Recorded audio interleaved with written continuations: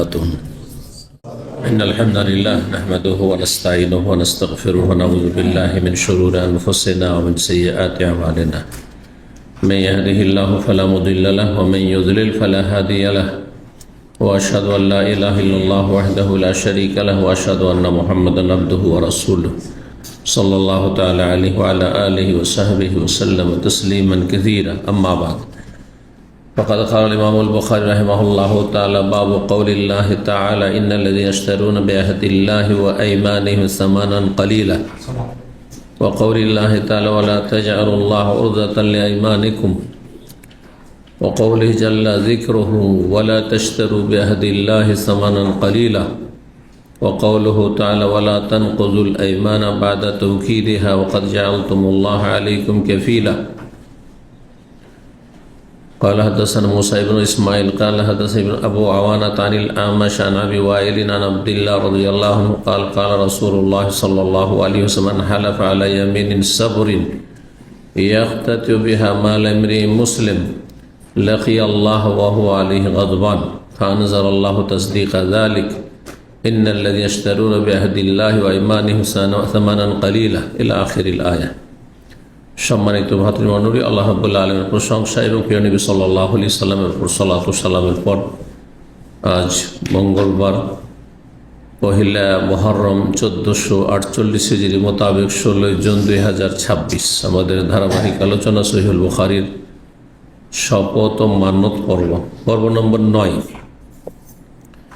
ইমাম বুখারীর এই পর্বের অধ্যায় নম্বর 17 বলছেন বাবু কৌলিল্লাহ তাআলা। এই অধ্যায় হচ্ছে মহান আল্লাহর বাণীর তাৎপর্য বা তাফসীর সম্পর্কে। এখানে কয়েকটি আয়াত এসেছে, সবগুলি সম্পর্ক হচ্ছে শপথ এবং চুক্তির সাথে, শপথ চুক্তি প্রতিশ্রুতির সাথে। শপথ করে অথবা চুক্তি করে তার সাথে প্রতিশ্রুতি করে যদি ভঙ্গ করে অথবা মিথ্যার আশ্রয় নেয়, প্রতারিত করে, কাউকে ক্ষতিগ্রস্ত করে, তো কঠিন শাস্তির কথা আল্লাহ রাব্বুল আলামিন এই আয়াতগুলিতে বর্ণনা করেছেন। এর আগের পর্ব ছিল পর্ব নম্বর 16, মিথ্যা শপথ করা। মিথ্যা শপথও এরই অন্তর্ভুক্ত, যে আল্লাহর নাম নিয়ে শপথ করে সেখানে মিথ্যার আশ্রয় নেওয়া, নিজেকে কিছু হয়তো আপনি ঝুঁকি মনে করছেন, ক্ষতি মনে করছেন, বা কোনো কিছু ভয় পাচ্ছেন, সেই জন্য আপনি মিথ্যা কথা বলছেন। মানুষ কেন মিথ্যা কথা বলে? দুটো স্বার্থ, তৃতীয় কোনো স্বার্থ থাকে না। কোনো একটা ভয় করছেন ক্ষতি হয়ে যাবে, ক্ষতিটাকে এড়ানোর জন্য, বাঁচার জন্য, অথবা কিছু লাভের আশা করছে, এর লাভটা যে হাতছাড়া হয়ে যাবে সেই জন্য মিথ্যা কথা বলছে, তাই না? এছাড়া কেউ মিথ্যা কথা বলবে না। অবৈধ লাভ অথবা অবৈধ আপনি অনিষ্ট থেকে বাঁচতে চান, আপনি অন্যায় করেছেন, তবে অপরাধী। আপনার অপরাধকে ঢাকার জন্য আপনি মিথ্যার আশ্রয় নিচ্ছেন। ডিউটি করছেন না, অথচ জিজ্ঞাসা করলে সুপারভাইজার বলছেন হ্যাঁ ডিউটিতে আছে, বুঝতে পারছেন? কোনো কিছু করেননি, ভাবছেন যে করিনি কাজটি, তাহলে তো এখানে ক্ষতি হয়ে যাবে আমার, অথবা একটা লাভ ছিল করলে, তো ওই লাভটা ছাড়া যাবে না, ধরতে হবে। সুতরাং ওই লাভ হাসিল, অবৈধ লাভের জন্য আপনি মিথ্যার আশ্রয় নিচ্ছেন। মিথ্যা শপথ মানুষ তুচ্ছ দুনিয়ার স্বার্থে করে, যাকে কোরআনের ভাষা আল্লাহ সামানান কালিলা, সামান্য তুচ্ছ মূল্য, সামান্য তুচ্ছ স্বার্থ, মহান আল্লাহ বলেছেন। কঠিন শাস্তি এদের জন্য, জাহান্নামের শাস্তি, এবং এটি বড় কাবিরা গুনহা, মিথ্যা কসম করা। এই হাদিসটি এর আগে আমরা কালকে শেষ হাদিস ছিল আমাদের। বলছেন ইমাম বুখারী রাহিমাহুল্লাহ বাবু কওলিল্লাহি তাআলা, এই অধ্যায় হচ্ছে মহান আল্লাহর বাণী তাফসীর সম্পর্কে। ইন্নাল্লাযীনা ইয়াশতারুনা বিআহদিল্লাহি ওয়া আইমানিহিম সামানান কালিলা, নিশ্চয় যারা ক্রয় করে, মানে বাছাই করে নেয়, গ্রহণ করে। ক্রয় করা মানে সবসময় কেনা বেচা নয়, হাসিল করা, অর্জন করে। বিআহদিল্লাহি, আল্লাহর নামের ওপর চুক্তি করে, আল্লাহর নাম নিয়ে চুক্তি করেছে, আল্লাহর ভাই ওয়াইমানিহিম, এবং তাদের শপথ দ্বারা, আল্লাহর শপথ করে ক্রয় করলো, মানে সে বাছাই করে নিল, হাসিল করলো, অর্জন করলো। কি অর্জন করলো? সামানান কারিলা, সামান্য কিছু তুচ্ছ মূল্য, মানে সামান্য স্বার্থ। আপনি সামান্য একটু স্বার্থের জন্য মিথ্যা কথা বললেন, সামান্য স্বার্থের জন্য চুক্তি ভঙ্গ করলেন। কারো কোনো আমানত ছিল, কথার আমানত, ভাই এটা বলিয়েন না, নাহলে এটা আমাদের দাম্পত্য জীবনে কলহ হবে, অথবা বাবা মায়ের সাথে সম্পর্ক খারাপ হয়ে যাবে, ভাই ভাই সম্পর্ক খারাপ হয়ে যাবে। কিন্তু তার সাথে আপনার সামান্য কিছু একটা স্বার্থের জন্য, তার ক্ষতি করার জন্য হয়তো তার সাথে শত্রুতা হয়ে গেছে, এখন ক্ষতি করবেন আপনি, যার ফলে কি করে দিলেন? আমারও তো খেয়ানত করে দিলাম, রক্ষা করলেন না, অথচ চুক্তি ছিল যে আপনি এটা করবেন না। এইরকম অনেক উদাহরণ আছে আজকাল অনেক পরিবার ভুক্তভোগী হতে, কারণ সহশিক্ষাতে মানুষের চরিত্র নষ্ট করে দিয়েছে, পুরুষ হোক আর নারী হোক, ছেলে হোক আর মেয়ে হোক। কোনো মেয়ের হয়তো অবৈধ সম্পর্ক কিছুটা ছিল কোনো ছেলের সাথে, হয়তো ছবি আদান প্রদান করেছে, এরকম ফতোয়া বলে আমাদের প্রায় আসে আজকাল, বড়ই ফিতনা। আর তারপরে ওই ছেলেটির ইচ্ছা ছিল বিয়ে করুক, কিন্তু অভিভাবকরা বিয়ে দেয়নি, অথবা মেয়েটি অন্য কোথাও বিয়ে করে নিয়েছে। মেয়েটি ধার্মিক হয়ে গেছে, তওবা করেছে, এখন তাকে ক্ষতি করার জন্য আমি কেন বিয়ে করতে পারলাম না, সোশ্যাল মিডিয়াতে ফেসবুকে তার ছবিগুলো ছেড়ে দিয়েছে, অথবা ওই মেয়ের স্বামীর কাছে পাঠিয়ে দিয়েছে। এখন কি হবে পরিস্থিতি চিন্তা করুন তো দেখি, এই সংসার টিকবে? আর যদি ঠিকই হতো জাহান্নাম হয়ে টিকবে, তো এই জাহান্নামে বাস করা যাবে? 30 বছর, 40 বছর, 50 বছর সংসার করতে হইতে পারে, সারা জীবন জাহান্নাম, দুইজনের জন্য জাহান্নাম, মনোকষ্ট, মানসিক অশান্তি, পারিবারিক অশান্তি, সব রকম অশান্তি। এটি একটি উদাহরণ দিলাম যাতে করে এই কথাগুলি, যে বিষয়টি চলছে, আয়াত অত্যন্ত ব্যাপক থাকে, অনেক কিছুকে সামিল, একটি নজিরের। নিশ্চয় যারা আল্লাহর নামের চুক্তি করে অথবা আল্লাহর কসম করে, তাদের কসমের মাধ্যমে তারা অর্জন করলো, ক্রয় করলো, সামানান, সামান্য তুচ্ছ স্বার্থ বা মূল্য, এদের শাস্তি কি বলছে? উলাইকা লা খালাকা লাহুম ফিল আখিরাহ, এদের জন্য পরকালে কোনো অংশ নেই, মানে জান্নাতে কোনো অংশ নেই, আল্লাহর নিয়ামতে কোনো অংশ নেই, কবরে সুখ শান্তি নেই, হাসর মাঠে এদের রেহাই নেই, জাহান্নাম থেকে মুক্তি নেই, জান্নাত পাবে না, কোনো অংশ নেই আখিরাতে। ওয়ালা ইউকাল্লিমুহুম আল্লাহ, দ্বিতীয় শাস্তি, আল্লাহ এদের সাথে সন্তুষ্টিমূলক কথাই বলবেন না। ওয়ালা ইউযাক্কিহিম, এবং তাদেরকে আল্লাহ পাক পবিত্র করবেন না এই পাপ থেকে, এই পাপের বোঝা নিয়ে জাহান্নামে যেতে হবে। ওয়ালাহুম আযাবুন আলীম, তাদের জন্য বেদনাদায়ক শাস্তি রয়েছে, মর্মান্তিক শাস্তি রয়েছে। 4টি শাস্তির কথা আল্লাহ বলেছে, 4টি শাস্তির কথা বলেছে। আল্লাহর কসম করে, আল্লাহর নাম নেই, এইরকম ধরনের অকাট্য কোনো চুক্তি করে, সেটা ব্যক্তি পর্যায়ে হতে পারে, পারিবারিক হতে পারে, আর আপনার আঞ্চলিক হতে পারে, রাষ্ট্রীয় হতে পারে, জাতীয়, আন্তর্জাতিক হতে পারে, সর্বক্ষেত্রকে সামনে কঠিন শাস্তি এদের জন্য।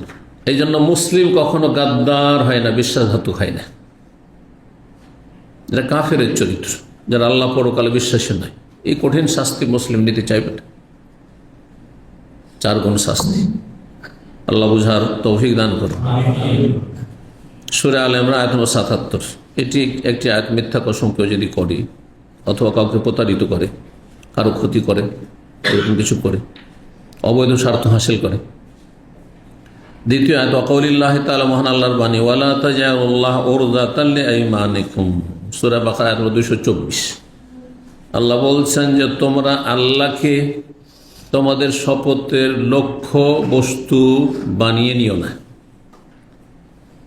ওয়ালা তাজআলুল্লাহ, তোমরা বানিয়ে দিও না আল্লাহকে, করে দিও না আল্লাহকে, জাআলা ইয়াজালু মানে করা, বানিয়ে নাও, উরদাতান মানে লক্ষ্য বস্তু, লিআইমান তোমাদের শপথের, মানে আল্লাহ শপথ করে বেঁচে যাব, আল্লাহ শপথ করে নেব, এটা হাসিল করে নেব, রেহাই পেয়ে যাব, বা স্বার্থ হাসিল করে নেব।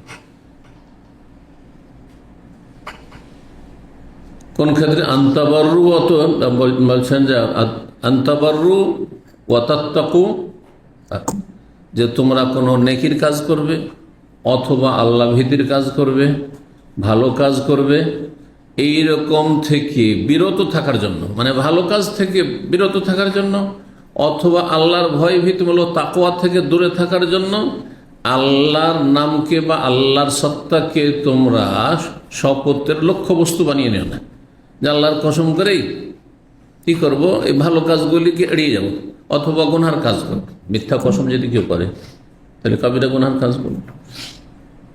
একটি কাজ করেনি অথচ বলছে করেছি, ভালো কাজটি ছিল। আর কারো কাছে টাকা ধার নিয়েছেন আর টাকা পাবে, বলছেন আমি টাকা দিয়ে দিচ্ছি, এ ভাবছে যে দাড়িওয়ালা মানুষ। আর আজকাল দাড়িওয়ালা মানুষও নাস্তিক দেখছি। হ্যাঁ, বাঙালির সমাজে দাড়িওয়ালা যে কত রকমের আছে। দাড়িওয়ালা মানুষ মুরতাদদের মতো কথাবার্তা বলছে, এগুলো রিদ্দা। ইসলামের কোনো বিধিবিধানের বিরুদ্ধে যদি কেউ বলে তো এটি হচ্ছে মুরতাদ হয়ে যাওয়া। এতে কোনো সন্দেহ নেই, এই দাড়ির এক পয়সা মূল্য নেই। কথা বোঝা গেছে? জি। তো এটা বাঙালি সমাজ আছে, আরব সমাজে এরকম নাই সাধারণত। আরব সমাজে যারা ওইরকম বেদিন তাদেরকে চেনাও যাবে না যে মুসলিম কিনা। জি। কিন্তু আমাদের সমাজে বোঝাই মুশকিল। আমার চেয়ে বড় আল্লামা লাগবে দেখে, অথচ হয়তো মুরতাদ, অথচ মাজার পূজারী মুশরিক। বোঝা গেছে? ইসলামের বিরুদ্ধে, পর্দার বিরুদ্ধে বলছে, অবাক লাগে। জাহেল সমাজ আসলে। এদের অজান্তে যে ইসলাম শেষ হয়ে গেছে আর এ জাহান্নামে হয়ে গেছে, আর বুঝেই না। আল্লাহ এদের অনিষ্ট থেকে রক্ষা করুন। তো বলছিলাম, আল্লাহ বলছেন যে ভালো কাজ করার ক্ষেত্রে অথবা আল্লাহ ভীতির ক্ষেত্রে তোমরা আল্লাহকে কসমের লক্ষ্যবস্তু বানিয়ে নিও না। এই তৃতীয় আয়াত, ওয়াকাউলিহি জাল্লা যিকরুহু, মহান আল্লাহর বাণী, ওয়ালা তাশতারু বিআহদিল্লাহি সামানান কালিলা, সূরা নাহল আয়াত নম্বর 95। তোমরা আল্লাহর নামের চুক্তি করে তোমরা সামান্য তুচ্ছ মূল্য বা সামান্য তুচ্ছ স্বার্থ হাসিল করিও না। তারপরের আয়াত, কয়টি আয়াত হলো? 3টি হয়েছে, তাই না? চতুর্থ আয়াত, ওয়াকাউলুহু তাআলা, মহান আল্লাহর বাণী, ওয়ালা তানকুদুল আইমানা বাদা তাওকীদিহা, আর তোমরা শপথগুলিকে, ইয়ামিনের বহুবচন আইমান, তো তোমাদের শপথগুলিকে তোমরা ভঙ্গ করিও না, বাদা তাওকীদিহা, সেটিকে সুদৃঢ় করার পরে, অকাট্য করার পরে বা পাকা পোক্তা করার পরে, যেটাই বলে সেগুলো প্রতিশব্দ, কাছাকাছি শব্দ। এটা শক্ত কসম করলেন আপনি, আর তারপরে কসমটা ভেঙে দিলেন। কসম আসল হচ্ছে ওয়াহফাজু আইমানাকুম, কসম করেছেন, কসমের বহাল থাকেন। কিন্তু কসমের ওপর বহাল থাকলে এতে আপনার দিনের ক্ষতি অথবা দুনিয়ার ক্ষতি। তখন কসম ভঙ্গ করতে হবে, দিনেরও ক্ষতি করা যাবে না, দুনিয়ারও ক্ষতি করা যাবে না। একজন মুসলিমের যাতে দুনিয়াও ভালো থাকে, দিনও ভালো থাকে, আল্লাহর বিধানের, ইসলামের মৌলিক নীতিমালা এটি।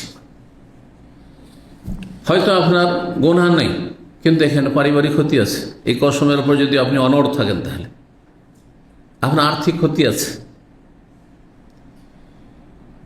আপনার পাড়া প্রতিবেশীর সাথে আপনার ভুল বুঝাবুঝি হবে, অথবা মনোমালিন্য হবে, ইত্যাদি বিভিন্ন রকম দুনিয়ার কোনো স্বার্থে আঘাত লাগবে, বৈধ স্বার্থ, সেটি অবৈধ স্বার্থ নয়। এই জন্য সংক্ষেপে কি বললাম, যে কসম কখন ভঙ্গ করবেন, আসল হচ্ছে কসম করেছেন তো কসমের ওপর আপনি অটল থাকেন, যে আমি বহাল আছি, এই কাজটি জায়েজ কাজ, আমি করবো না, আমার কসম আপন যায় ঠিক থাকে। কিন্তু যদি কাজটি না জায়েজ হয়, না জায়েজ কাজ, আমি তো কোনো এই লোকের সাথে কথাই বলবো না, অথচ সে মুসলিম, আপনি মুসলিম, 3 দিনের বেশি কথা বন্ধ করাই হারাম। তাহলে এখানে আপনার দিন ক্ষতিগ্রস্ত, আপনার আমলি কবুল হবে না 3 দিন পরে, আমলি কবুল উপরেই যাবে না আমল। জি, তাহলে এইখানে আপনার কসম ভঙ্গ করা ফরজ। আপনাকে মা অথবা বাবাকে কষ্ট দিয়েছে, অথবা ভাই বোনকে কষ্ট দিয়েছে, সাথে জীবনে দেখা করবো না, যাব না। আমাকে আমার ভিটে মাটিতে উচ্ছেদ করেছে আমার বাবা, সব ছোট ভাইকে লিখে দিয়ে দিয়েছে, যাবই না আমি গ্রামে। চলবে? অটল থাকে এর ওপর না, তখন কসম ভঙ্গ করা ফরজ। আর আল্লাহ সন্তুষ্টির জন্য, আপনার দিন রক্ষা করার জন্য অথবা দুনিয়া রক্ষা করার জন্য কসম ভঙ্গ করবেন। জি। তো বলছেন যে ওয়ালা তানকুযুল আইমানা, তোমরা কসমগুলিকে ভঙ্গ করিও না, বাদা তাওকীদিহা, কসমকে সুদৃঢ় করার পর, অকারণে। কেন? ওয়াকাল জাআলতুমুল্লাহ আলাইকুম কাফিলা, কারণ যখন তোমরা আল্লাহর কসম করেছো তো আল্লাহকে তোমাদের উপর যেন সাক্ষী রেখেছো। কাফিল মানে হচ্ছে অভিভাবক, পৃষ্ঠপোষক। এখান থেকেই এই আরব দেশে আসলে যে কোনো মানুষের একজন স্পন্সর লাগে, যাকে আরবিতে কি বলা হয়? কফিল বলা হয়। জি, কফিল বলা হয়। আশেপাশের কিছু আরব দেশে কফিল বলে না, অন্য শব্দ, এর প্রতিশব্দ কাছাকাছি শব্দ বলা হয়। মালিক ধরেন, প্রতিশব্দ কাছাকাছি শব্দ। দামেন দায়িত্বশীল, জিম্মাদার, এটাও হইতে পারে। এরকম মেলা শব্দ আছে। সূরা নাহল আয়াত নম্বর 91, 6676 নম্বর হাদিস। হাদিস বর্ণনা করেছেন আব্দুল্লাহ মাসউদ রাদিয়াল্লাহু তাআলা। তিনি বলেন রাসূলুল্লাহ সাল্লাল্লাহু আলাইহি ওয়াসাল্লাম বলেছেন, মান হালাফা আলা ইয়ামিনিন সাবরিন, কোন ব্যক্তি যদি কোন মিথ্যার ক্ষেত্রে কসম করে, আরো সুন্দর অর্থ করে, মান হালাফা আলা ইয়ামিনিন সাবরিন, কেউ মিথ্যা শপথ করে, সহজ ভাষা, কেউ মিথ্যা শপথ করে। কিন্তু মিথ্যা শপথ, মিথ্যা তো কাযিবকে বলা হয়, কাযাবা ইয়াকযিবু, হ্যাঁ, ইয়ামিনিন কাযিবিন হইতো, কিন্তু বলছি আলা ইয়ামিনিন সাবরিন। সবর মানে ধৈর্য হয়, শাব্দিক অর্থ ধৈর্য। এখন ধৈর্য দিয়ে অর্থ করে তো কিছুই অর্থ বুঝতে পারবে না, না আপনি বুঝবেন না আমি বুঝব, তাই না? তো সাবরিন কেন বলা হয়েছে? সবর মানে কি করা? ধৈর্য ধারণ করা। ধৈর্য ধারণ করলে স্থির থাকতে হয়। অস্থির ব্যক্তি ধৈর্য ধরতে পারে? হ্যাঁ, জি। অবিচল থাকতে হয়। বিচলিত ব্যক্তি কি ধৈর্য ধরতে পারবে না? তো প্রাচীন যুগে নবী সাল্লাল্লাহু আলাইহি সাল্লামের আমলে যে কসমের তরিকা ছিল, কোন ব্যক্তির জন্য শপথ করতে হবে, তুমি এই কাজটি করেছো, বলছে আমি করিনি, তো তাহলে কসম করো। তো কসম করার জন্য তাকে নিয়ে এসে ধরে নিয়ে আসা হতো, তাকে থামানো হইতো।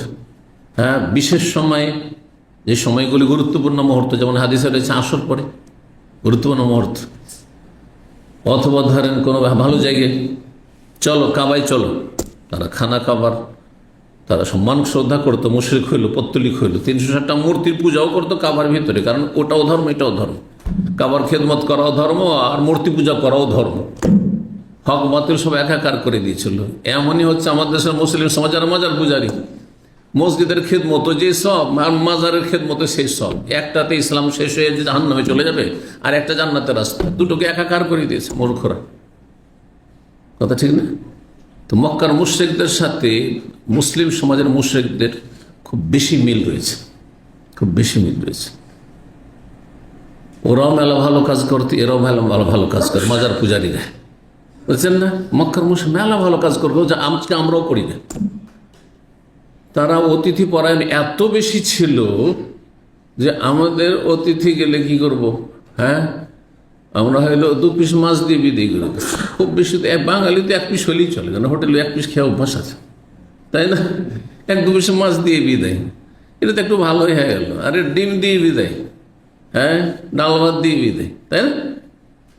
কিন্তু আরবরা কি করতো, একজন মেহমান এসছে, গোটা একটা উট দিল জবাই করে, করবেন? এতগুলো লোকের জন্য করবেন, চলো 10 কিলো গোস্ত নিয়ে নি, ঠিক না? আমাদের তো অনেক ভালো ছিল এদিক থেকে। হাজিদের খেদমত আমাদের জন্য ভালো ছিল। তারা সেই যুগে যে পানি নেই, খাবার নেই, অভাব সবারই, সেই যুগে হাজিদের খেদমত, রাস্তায় দাঁড়িয়ে দাঁড়িয়ে হাজিদের খেদমত করত, হাজিদের খাবার দিত, পানীয় দিত, ঠিক। খাবার দায়িত্বশীল তারা ছিল, অনেক ভালো কাজ তারা করত, এরকম মেলা ভালো কাজ ছিল। কিন্তু তা তাদেরকে জান্নাতে নিয়ে যায়নি, তা তাদেরকে মুসলিম বানায়নি। তাদের সম্পর্কে আল্লাহ কোরআন নাযিল বলেছিল, কুল ইয়া আইয়ুহাল কাফিরুন, এই কাফেররা। আল্লাহ বলছে ইন্নামাল মুশরিকুন নাজাস, এই মুশরিকগুলি নাপাক। এতদিন ছিল মক্কায়, ফালা ইয়াকরাবুল মসজিদাল হারাম বাদা আমিহিম হাযা, এই বছর পরে যেন মসজিদে হারামের কাছে না আসে, বাইরেতে তাড়াও এদেরকে হারামের হুদুদ হারাম থেকে। তারা অনেক ভালো কাজ করছে। তো অনেক ভালো কাজ যথেষ্ট না, যদি মূল শিকড় ঠিক না থাকে। শিকড় হচ্ছে তাওহীদ, আল্লাহর একত্ব, শিরক মুক্ত হওয়া, দুর্গা মুক্ত হওয়া। জি, আল্লাহ বুঝার তৌফিক দান করেন। এটি হচ্ছে তাওহীদের গুরুত্ব। তো ওরা নিয়ে এসে কাবার ভিতরে নিয়ে আসতো, হাজরা আসওয়াদের কাছে নিয়ে আসতো। ও যাই থামো, এখানে দাঁড়াও, আর কসম করো। আর ওখানে মিথ্যা কসম করে নিল, যাতে করে বিশ্বাসযোগ্য হয়ে যায়, সবাই বিশ্বাস করে। যেমন তন্না কসম করেছে, অমুক জায়গায় কসম করেছে। এখন কাউকে যেন মসজিদে কসম করেন, মানুষ অবিশ্বাস করবে এটা মুসলিম। হ্যাঁ, তো এই জন্য সাবর বলা হয়েছে। কিন্তু এখানে ভাব অর্থ হচ্ছে যেই ব্যক্তি মিথ্যা শপথ করলো, উদ্দেশ্য তার, যেমনটা বললাম, মিথ্যা বলার উদ্দেশ্য কি থাকে? লাভ হাসিল করা, না হয় লস থেকে বাঁচা। মুসলিম, কোন মুসলিমের ধন সম্পদ এই মিথ্যা শপথের মাধ্যমে সে আত্মসাৎ করতে চায়, বেঈমানি করতে চায়, ছিনিয়ে নিতে চায়। একটু তার মানে কেড়ে নেওয়া, ছিনিয়ে নেওয়া, আত্মসাৎ করা। মুসলিম বলা হয়েছে, এর মানে এই নয় যে অমুসলিমের ধন সম্পদ আপনি ছিনিয়ে নিতে পারবেন না।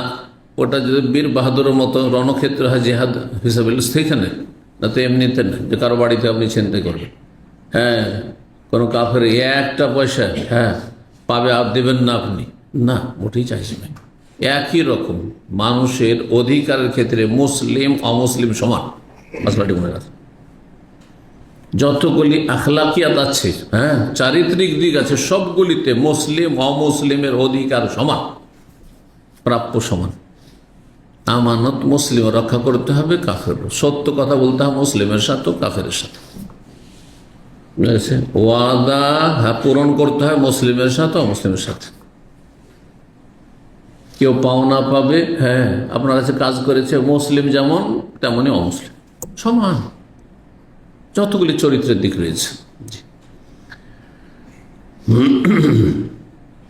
এখানে মুসলিম কেন তাহলে বলা হয়েছে?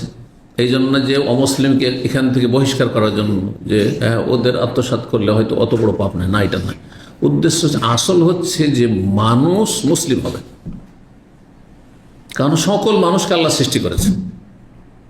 আমাকে আপনাকে মুসলিমকে যেমন আল্লাহ সৃষ্টি করেছে, তেমনি অমুসলিম, ইহুদি, নাসারা, হিন্দু, বৌদ্ধ সবাইকে আল্লাহ সৃষ্টি করেছে। সুতরাং তাদের ইহকাল পরকালের সার্বিক কল্যাণ রয়েছে ইসলাম গ্রহণে, কারণ আল্লাহর মনোনীত দিন একমাত্র ইসলাম, সেই জন্য বলা হয়েছে। তাহলে এখানে ভাব অর্থ হচ্ছে যে কোনো ব্যক্তির, যদি কোনো ব্যক্তির ধন সম্পদ আত্মসাৎ করার জন্য, ছিনিয়ে নেওয়ার জন্য কেউ মিথ্যা শপথ করে, তাহলে তার পরিণাম ভয়াবহ। লাকি আল্লাহ, আল্লাহর সামনে হাসর মাঠে সাক্ষাৎ করবে সেই ব্যক্তি। কি অবস্থায়? ওয়াহু আলাইহি গাজবান, এমন অবস্থায় যে আল্লাহ তার ওপর চরম রাগান্বিত থাকবেন। গাজবান এটি মোবালাগার শেখা। যেমন আলেম মানে জ্ঞানী, বিদ্যান, আর আল্লামা মানে হচ্ছে মহাজ্ঞানী, ওই রকমই গজবান হচ্ছে মানে চরম রাগান্বিত থাকবে আল্লাহ হবে তার উপর, যেই ব্যক্তি কারো কিছু বেঈমানি করবে, মিথ্যা কসম করে। ফানজাল আল্লাহ তাসদিক লেখা, এর সত্যায়নকারী হিসাবে এই আয়াত নাজিল করেছে রব্বুল আলামিন সূরা আলে ইমরান আয়াত ৭৭, যেটি প্রথম যে আয়াতটি আলোচনা করলেন। ইন্নাল্লাযীনা ইয়াশতারুনা বিআহদিল্লাহি ওয়া আইমানিহিম সামানান কালিলা উলাইকা লা খালাকা লাহুম ফিল আখিরাতি ওয়া লা ইউকাল্লিমুহুল্লাহু ইয়াওমাল কিয়ামাতি ওয়া লা ইউযাক্কিহিম ওয়া লাহুম আযাবুন। 4টি শাস্তি একটু আগে বললাম। ৬৬৭৭ নম্বর হাদিস, আগের হাদিসের সনদের সাথে এই ঘটনা আর সম্পর্ক পরিধারাবাহিকতায়, কিন্তু যিনি নাম্বারিং করেছেন তিনি এভাবে নাম্বারিং করেছেন, কারণ এটি একটি ভিন্ন ঘটনা, যেটি শানের এই আয়াতের শানে নজর, এই আয়াতের শানে নজর, এই আয়াতের প্রেক্ষাপট বা পটভূমিকা হচ্ছে ঘটনা এটি। বলছেন ফাদাখাল আল আশাস বিন কাইস, আশাস বিন কাইস নামক ব্যক্তি প্রবেশ করলেন। ফাকালা বলে, মা হাদ্দাস আবু আব্দুর রহমান, আবু আব্দুর রহমান আব্দুল্লাহ মাসউদ তোমাদেরকে কি হাদিস বর্ণনা করলেন? আর হাদিসটি ওই যে আগের হাদিসটি, মান হালাফ আল ইয়ামিন, কেউ যদি মিথ্যা শপথ করে, উদ্দেশ্য হচ্ছে কারো ধন সম্পদ বেঈমানি আত্মসাৎ করা, তাহলে আল্লাহর সাথে যদি সাক্ষাৎ হবে, আল্লাহ চরম রাগান্বিত থাকবে, আল্লাহ সন্তুষ্ট হবেন না, আর আল্লাহ সন্তুষ্টি ছাড়া জান্নাত পাবে না, শুধু জাহান্নামে যেতে হবে মিথ্যা কসম করলে। আবু আব্দুর রহমান কি হাদিস বর্ণনা করলেন তোমাদেরকে? ফাকালু, তখন তার ছাত্র আবু আইল এখানে রয়েছেন, আরও ছাত্ররা ছিলেন, তারা বললেন কাজা ও কাজা, এই হাদিস বর্ণনা করেছেন। কালা, আচ্ছা এই আয়াতটি বর্ণনা করেছেন ওই কথা প্রসঙ্গে, আয়াতের কথা যে আয়াতটি ইন্নাল ইয়াশতারুন বিআহাদিল্লাহ, সূরা আলে ইমরান আয়াত নম্বর ৭৭। কালা ফিয়া উনজিল্লাহ, অতিরিক্ত তিনি এখানে একটা তথ্য সংযোজন করলেন যে জানো এই আয়াতটি কিন্তু আমার ব্যাপারে নাযিল হয়েছে। আশআস বিন কাইস কি বলছেন, এই আয়াতটির শানে নজুল হচ্ছে আমি। হ্যাঁ, সে ঘটনা আমাকে কেন্দ্র করে বলছে আমার ব্যাপারে আয়াত নাযিল হয়। ঘটনা কি ছিল, কানাতলি বিরুন ফি আরদি ইবনে আম্মিল্লি, আমার চাচাতো ভাইয়ের জমিতে আমার একটি কূপ ছিল। অনেক সময় এরকম হয়, কারো জমি টমি নিয়ে, যেমন আমাদের সে আধি জমি চাষ টাস করে, তখন করে না, অনেক সব পরের পুকুর নিয়ে এনেছে, ভাড়া নিয়ে এনেছে, তারপরে পুকুরে মাছ চাষ করছে। জি, আম বাগান নিয়ে এনেছে 2-4-5 বছরের জন্য নিয়ে এনেছে, আর তারপরে ই করছে এভাবে। তো বলছেন যে আমার একটি কুয়া ছিল ফিয়ারদি ইবনে আম্মিল্লি, আমার এক চাচাতো ভাইয়ের জমিতে। ফাতে তো রাসূলুল্লাহ সাল্লাল্লাহু আলাইহি সাল্লাম, আমি রাসূলুল্লাহ সাল্লাল্লাহু আলাইহি ওয়াসাল্লাম আসলাম, মানে সংক্ষেপ করে দিয়েছে, বোঝা মুশকিল। ঘটনা এখানে লম্বা হাদিস যা রয়েছে, যে জমি হচ্ছে কার, আমার চাচাতো ভাইয়ের, কিন্তু কূপটি ছিল আমার মেহনত পরিশ্রম, আমি কূপটি খনন করেছিলাম। এখন ও বেইমানি করেছে, এই কূপ তোমার না আমার, বলছেন আমি এই কূপ আমার। অনেক সময় আইলের পাশে থাকলে, সীমানার পাশে থাকলে দ্বন্দ্বগুলি হয়। গাছ নিয়ে যে আমাদের সমাজে কত দ্বন্দ্ব এরকম দেখেছি, আম গাছ, নিম গাছ, হ্যাঁ আমাদের হচ্ছে খুব নিম গাছ আছে, তো গাছটা অনেক মোটা হয়েছে, অনেক দামের হয়ে গেছে, এখন একবারে আইলের পাশে, হ্যাঁ গাছের অর্ধেকটা ছায়া বা ডালপালা চলে গেছে অন্যের জমিতে, কিন্তু মূল গাছের শেকড় আছে আরেকজন জমিতে। এখন পাশের জমি আলাদা দাবি করছে, না এটা আমার গাছ, বলছে এটা আমার গাছ, এই মাপামাপি শুরু হলো, তারপরে লড়াই মারামারি, অনেক সময় মার্ডারও হয়ে যাচ্ছে। হ্যাঁ, এসব একসময় এগুলি ঘটতে দেখেছি, আল্লাহ হেফাজত করুন। যখন বাদী বিবাদী দুজনে হাজির হইলেন, একজন তার ছিল আশআস বিন কাইস, বলছেন নবী সাল্লাল্লাহু আলাইহি ওয়াসাল্লাম তখন, বাইয়ানাতুকা আও ইয়ামিনুহু, তুমি যখন দাবি করছো কূপটি তোমার, কিন্তু জমি তো ওর, এখন তোমার যে কূপ, এর জন্য তোমাকে কি করতে হবে, বাইয়ানাতুকা মানে তোমার সাক্ষী প্রয়োজন হয়, সাক্ষী নিয়ে আসো। বাইয়ানাতু মানে দলিল প্রমাণ। এই যে জমি জায়গার দলিল, আজ পর্যন্ত দলিল বলা হচ্ছে, শরীয়তের কোরআন দলিল, হাদিস দলিল, ইসলামের বিধিবিধানের দলিল। আর দুনিয়ার জমি জায়গার বাড়ির দলিল হচ্ছে এই যে দলিল, মোহরির লিখা দলিল, কথা বুঝছেন? হ্যাঁ, রেজিস্ট্রেশন করা দলিল, সরকারি দলিল। বাইয়ানাতুকা মানে তোমার দলিল প্রমাণ নিয়ে আসো, মানে সাক্ষী নিয়ে আসো, সেখানে শাহেদ উদ্দেশ্য। আর যদি তুমি বলো আমার সাক্ষী নেই, কিন্তু আমি কূপটি খনন করেছি আমার চাচাতো ভাইয়ের জমিতে, তখন আমাদের মিল মহব্বত ছিল, চাচাতো ভাই করেছি, হ্যাঁ এখনো দাবি করছে। যদি তুমি সাক্ষী না পেশ করতে, সাক্ষী কয়জন লাগবে? 2 জন সাক্ষী লাগবে যে কোনো কাজে, একমাত্র জেনা ব্যভিচার প্রমাণ করার জন্য 400, ব্যতিক্রম একটি বিষয় শুধু, এটা তো বুঝতে হবে যে খুন প্রমাণ করার জন্য 2 জন সাক্ষী যথেষ্ট। দাদা বোঝা গেছে? কোন ব্যক্তিকে মুরতাদ প্রমাণ করার জন্য 2 জন সাক্ষী যথেষ্ট। হ্যাঁ, সে বলেছে যে ইসলামের কোনো সুস্পষ্ট বিধানকে অস্বীকার করেছে, অথবা অবজ্ঞা করেছে, অথবা উপহাস করেছে, 2 জন সাক্ষী দিলে হুকুম লাগানো যাবে শরীয়তে। কিন্তু অমুক জেনা করেছে অথবা সমকামিতায় লিপ্ত হয়েছে প্রমাণ করার জন্য 4 জন সাক্ষী লাগবে। এখান থেকে কি বোঝা যায়? মানুষের জীবন, ধন সম্পদ আর দুনিয়ার জমি জায়গা, রাজত্ব একদিকে, আর একদিকে শুধু কি, হ্যাঁ মানুষের মান ইজ্জত, ইজ্জত সম্ভ্রম, এরজুল আখিল মুসলিম, জি মানুষের মান সম্মান। কে নবী সাল্লাল্লাহু আলাইহি ওয়াসাল্লাম কাবার সাথে তুলনা করেছেন, কাবার মর্যাদার সাথে তুলনা করেছেন। বোঝা গেছে? এত সহজ নয় যে একটু কারোর সাথে মনোমালিন্য হইল আর ভুল বোঝাবুঝি হইল, আপনি তিলকে তাল করে তার দোষ বর্ণনা করে দিলেন, না ফেসে যাবেন, কঠিন অবস্থা। জি ফাকুলতু, হ্যাঁ আও ইয়ামিন, অথবা সে শপথ করবে। তুমি যদি সাক্ষী না নিয়ে আসতে পারো তো কি হবে? হ্যাঁ, সে যেহেতু বলছেন না কূপ ওর না, ওল ইয়ামিনু আলা মান আনকারা, হাদিস রয়েছে এই মর্মে যে সাক্ষীর পর্বে এই হাদিসটি আছে, আল বাইয়ানাতু আলাল মুদ্দাই ওয়াল ইয়ামিনু আলা মান আনকারা। যে দাবিদার হবে তাকে সাক্ষী প্রমাণ নিয়ে আসতে হবে। জমি আমার দাবি করছেন, তাহলে আপনাকে জমির দলিল দেখাইতে হবে, ওই দলিলটি আপনার সাক্ষী। হ্যাঁ, আর না হয় দুজন সাক্ষী নিয়ে আসেন। আজকাল না হয় জমির রেজিস্ট্রি হচ্ছে সরকারের ঘরে, আগের যুগে নবী জামানায় এগুলো হইতো নাকি? হয়তো 100-200 বছর আগেও শুরু হয়েছে, তার আগে তো ছিল না। মুখে মুখে সব কিছু চলছে, সাক্ষী আছে দুজনে, হ্যাঁ তোমার কাছ থেকে আমার কেনা হয়ে গেছে। ঠিক তো সাক্ষী দলিল, আর যদি তুমি না দিতে পারো দলিল সাক্ষী, তাহলে ওয়াল ইয়ামিনু আলা মান আনকারা, যে অস্বীকার করবে তোমার বিষয়টিকে তাকে শপথ করতে বল, শপথ করলে সে পেয়ে যাবে। তাহলে জমি যেহেতু ওর, তুমি এটা মানছো, আর তুমি বলছো না কূপটি আমার, তাহলে তুমি সাক্ষী নিয়ে আসো। আর সাক্ষী যদি না নিয়ে আসতে পারো, তাহলে ওকে বলবো যে তুমি কসম করো যে এই জমিও তোমার আর কূপটিও তোমার। আল্লাহর কসম কূপটি আমার, তাহলে তারই হয়ে যাবে। দুনিয়াতে সে পেয়ে গেল, দুনিয়াতে পেয়ে গেল মানে হালাল হলো না, এটা মনে করেন। ও জাহান্নামের আগুন খেল।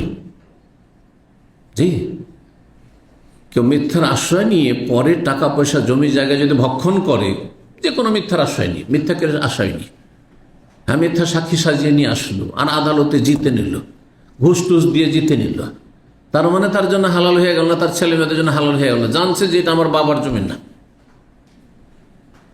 তারা জাহান্নামের আগুন খেল।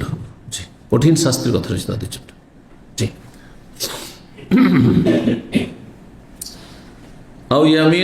অথবা সে শপথ করবে আর সে পেয়ে যাবে এই কূপ। ফাকুল তো তখন সাদ বিন কায়েস বলছে, এদান ইয়াহলিফু আলাইয়া রাসূলুল্লাহ, তাহলে তো হে আল্লাহ রসুল, ও তো কসম করে নেবে। ওর চাচাতো ভাই সম্ভবত মুসলিম ছিল না, কাফের। কাফের তো আল্লাহ পরকাল নেই, আমি তো আল্লাহকে ভয় করি, আমি মিথ্যা কসম করবো না আর মিথ্যা কথা বলবো না, কিন্তু ওর কিসের ভয় আছে? কথা ঠিক না? না, আপনারা দুই ভাই যদি থাকেন, একজন নামাজি আল্লাহ ভীরু আর একজন বেনামাজি বেদিন, তোর মিথ্যা বলতে কোনো অসুবিধা আছে? আল্লাহ পরকালে বিশ্বাস থাকলে হাসর মাঠে গেলেই তো প্রথম 5 ওয়াক্ত সালাতের হিসাব হবে। তো যে এই বিশ্বাস থাকলেই তো বেনামাজি হইতে পারতো না। অসম্ভব কথা যে একজন বেনামাজি মুসলিম আর বলছে বিশ্বাস আছে আমার পরকালে। একমাত্র যদি মূর্খ হয় যে এই হাদিস শোনেনি, জানেনি, সেটা ভিন্ন বিষয়। কিন্তু শুনছে, জানছে আর তারপরে আমল করছে না, বলছে আমি মুসলিম। কিসের মুসলিম তুমি? বুঝতে পারছেন না? এটা ইমানের বিষয়, এটা শুধু নামাজ ছাড়ার বিষয় নয়। কথাটি ভালো করে মনে রাখবেন। কারণ আমাদের আকীদার মূল স্তম্ভ হচ্ছে কি? 6টি। ইমানের রকম হচ্ছে 6টি। তার একটি হচ্ছে আল ইমান বিল ইয়াউমিল আখির, চলা নয়, পরকালের প্রতি ইমান। পরকালের প্রতি মানে এই মানে পরকাল হবে, ব্যাস। পরকালে যা কিছু ঘটবে কোরআন হাদিসে বলা হয়েছে সব তাতে শামিল। তো পরকালে যখনই হাসর মাঠে হাজির হবেন আর হিসাব শুরু হবে আপনার আল্লাহর সামনে, প্রথম হিসাব হবে কি সম্পর্কে? সালাত। তাহলে আপনার পরকালে বিশ্বাস নেই, তাহলে এখানে শুধু নামাজ ছাড়ার বিষয় নেই, পরকালে অবিশ্বাসী আপনি। আমি বিশ্বাস করি, কোথায় বিশ্বাস? বিশ্বাস তারপরেও ধরেন আপনার গাফিলতি মাঝে মধ্যে ছুটতে পারে, তখন তাকে কাফের বলবো না, ভাসে। আপনি এখানে পরকাল প্রতি ইমানই আপনার সন্দিহান, সেই জন্য আপনি এই কাজ করেন না, আপনি 5 ওয়াক্ত নামাজ পড়ছেন না। এগুলি বুঝার বিষয়। এগুলো যদি আমাদের মুসলিম সমাজে বেনামাজিরা বুঝেন নাই, তাহলে বেনামাজি থাকতে পারবে না। ওর জন্য রাস্তা ক্লিয়ার। যদি বলে জাহান্নামে যাও, যা, কোনো অসুবিধা নেই, তুমি যাবে, যাও। কিন্তু যদি বলে আমি জান্নাতে যাব আর নামাজ পড়ছি না, তাহলে ইসলাম বুঝে নিস, ইসলাম বুঝে নিস। জি, অথবা মিথ্যা কথা বলছে সে। আল্লাহ বুঝার তৌফিক দান করেন। তো বলছে ইয়া রাসূলুল্লাহ, ও তো কসম করে দেবে, আমি সাক্ষী নিয়ে আসতে পারলাম না, আর ও তো হচ্ছে কাফের, আল্লাহ পরকালে বিশ্বাসী নয়, তো কসম করে নেবে আর আমার কূপটা নিয়ে যাবে। ফাকাল রাসূলুল্লাহ সাল্লাল্লাহু আলাইহি ওয়াসাল্লাম, রাসূল বললেন, মান হালাফা আলা ইয়ামিনিন সাবরিন, যেই ব্যক্তি কোনো মিথ্যা কসম করল, মিথ্যা শপথ করল, ওয়া হুয়া ফিহা ফাজির, আর এই শপথের ক্ষেত্রে সে হচ্ছে পাপিষ্ট, মানে মিথ্যুক। এখানে ফাজির মানে কাজে মিথ্যুক। যেই ব্যক্তি এমন কোনো শপথ করলো, তাকে বলা হলো যে এই জায়গাতে তোমাকে এই সময়ে, যাও উজু করে আসো, যাও 2 রাকাত নামাজ পড়ো, যাও তুমি চলো মসজিদে চলো, তাতেও কসম করে নিল, বা আল্লাহরই কসম করলো, শুধু আল্লাহর কসম যথেষ্ট মানুষের জাহান্নামী হওয়ার জন্য মিথ্যা কসম করলে। এগুলো হচ্ছে আরো শক্ত করার জন্য, যাতে আল্লাহর ভয় ভীতিতে তার অন্তরে হয়, আর এই মিথ্যা কসমের জন্য দুঃসাহসিকতা না দেখায়। যদি কেউ মিথ্যুক হয় আর সে কসম করে ফেললো, ইয়াক্তাদ উদ্দেশ্য ইয়াক্তাদে মালাইমরি মুসলিম, কোন মুসলিমের ধন সম্পদ আত্মসাৎ করাই ছিল তার উদ্দেশ্য এই মিথ্যা শপথের মাধ্যমে। লাকি আল্লাহ ইয়াউমাল কিয়ামতে, কিয়ামতের যে হাসরের আল্লাহর সাথে তার মুলাকাত সাক্ষাৎ হবে। ওহু আলী গাজবান, এমন অবস্থায় যে রব তার উপর অত্যন্ত রাগান্বিত থাকবেন। 18 নম্বর অধ্যায় বাবুল ইয়ামিন ফিমা লা ইয়ামলিকু ফিল মাসিয়াতি ওয়াল গাযাব। এই অধ্যায় হচ্ছে এমন বিষয় সম্পর্কে শপথ করা যেটার আপনি মালিক না, আপনার মালিকানাধীন নেই, এমন বিষয় শপথ করা। এটা কেমন? আপনি যা মালিক না বিক্রি করতে পারবেন? বিক্রি করা জায়েজ? হাদিস আছে, ওয়ালা বাই আফিমা লা ইয়ামলিকু ইবনু আদম, আদম সন্তান যেটা মালিক না সেটা বিক্রি করতে পারবেন। মানে কিতাব আমার, আর আপনার শেখের কিতাবটা তো খুব ভালো লাগলো, পাশের লোককে বলছেন যে আপনি বিক্রি করবেন? হ্যাঁ হ্যাঁ বিক্রি করে দেবেন। হবে বিক্রি? আমার ধন সম্পদ আমাকে না বলে কি করে বিক্রি করতে পারবেন? কথা বোঝা গেছে? এইরকম ব্যবসা কিন্তু অনেক সময় চলে। আপনার কাছে মাল সামান নাই, পণ্য নাই, হ্যাঁ, আর এদিকে কাস্টমার ধরে নিন আপনি, হ্যাঁ, আর ধরে নেওয়ার পর বলছে কি লাগবে আপনার? হ্যাঁ এই লাগবে, হ্যাঁ এত ভরি স্বর্ণ লাগবে, বা এই লাগবে, কোন একটা কিছু লাগবে, এই মোবাইল লাগবে, লেটেস্ট এই আইফোন লাগবে, আর আপনার কাছে নেই, স্টক নেই আপনার কাছে, কোথায় যাবো? চাইনার কাছে। আপনার হস্তগত হয়নি, বিক্রি করে বসে থাকলেন, আর তারপর হঠাৎ করে কোম্পানি বন্ধ হয়ে গেল, দেবেন কোথেকে? এই জন্য এই ব্যবসা যাইছে না, এরকম হারাম ব্যবসা অহরহ চলছে। ব্যবসা বাণিজ্যের হাদিসগুলি পড়ে তখন বুঝতে পারবেন যে যে যে অনেক হারাম ব্যবসা আজকাল চলছে, অথচ মনে করছেন হালাল।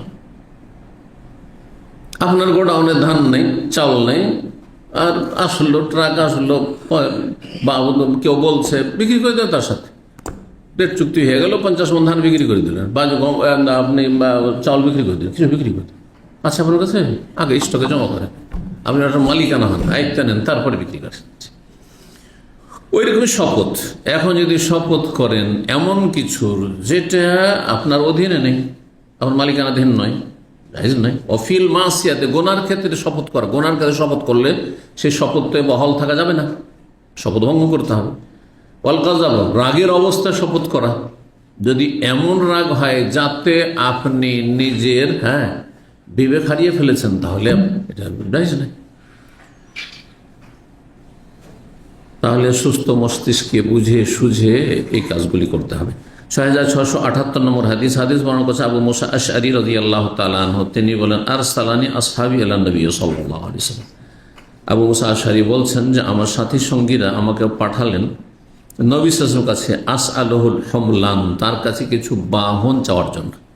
বাহন চাওয়ার জন্য উট, তখনকার যুগের বাহন ছিল উট। নবী সাল্লাল্লাহু আলাইহি ওয়াসাল্লামের কাছে বাইতুল মালের উট আসছে, সাদাকাতের উট আসছে, গরিব অভাবী মানুষরা, এরা আশারি বংশের লোকেরা ইসলাম কবুল করে এসেছেন, তাদের কাছে কিছু নেই, পায়ে হেঁটে আবার যেতে হবে। তো তাদের মধ্যে বেশি জ্ঞানী গুণী মানুষ, প্রবীণ ব্যক্তি ছিলেন আবু মুসা আশআরী, প্রসিদ্ধ সাহাবী। বললেন যে যাও একটু নবী সাল্লাল্লাহু আলাইহি ওয়াসাল্লামের কাছ থেকে তুমি আমাদের জন্য চেয়ে নিয়ে আসো। তারা কয়েকজন ছিলেন। এমন সময়, যেই সময় নবী সাল্লাল্লাহু আলাইহি ওয়াসাল্লাম রাগান্বিত অবস্থায় ছিলেন, সবসময় মানুষের অবস্থা ভালো থাকে না, এই জন্য যে কোনো কথা বললে চিন্তা করে বলতে হয়। যে কারোর সাথে কথা বলতে হয় যে এখন কোন পরিস্থিতিতে আছেন। আপনি স্ত্রীর সাথে কথা বলছেন, তখন আপনি চিন্তা করে কথা বলবেন, সবসময় একই রকম কথা বলবেন। অনেক মূর্খ লোকেরা মাসিক অবস্থায় আপনার স্ত্রী আছে, তখন ওই আচরণটা করেন যে আচরণটা সে যখন পাক পবিত্র অবস্থায় আছে। এটা মূর্খতা। আপনাকে বুঝতে হবে তার প্রকৃতিটা বুঝতে হবে, তার পরিস্থিতি বুঝতে হবে। মাসিক অবস্থায় মানসিকতা ভালো থাকে না।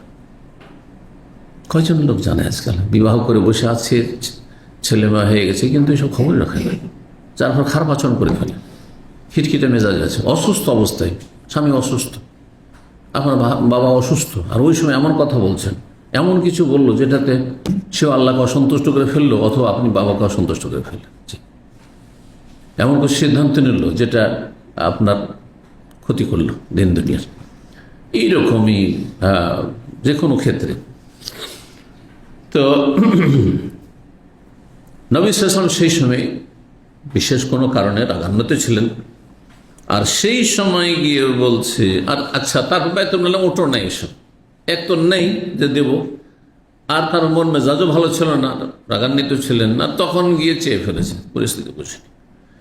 তো বলছে নবী সাল্লাল্লাহু আলাইহি ওয়াসাল্লাম তখন চট করে বলে ফেলেছে, ওয়াল্লাহি, আল্লাহর কসম করে বলছি, লা আহমেলুকুম আলা শাই, তোমাদেরকে কোনো বাহনই দেব না, কোনো কিছুর ওপর তোমাদেরকে সওয়ার করবো না, মানে তোমাদেরকে আমি কোনো বাহন দেবো না।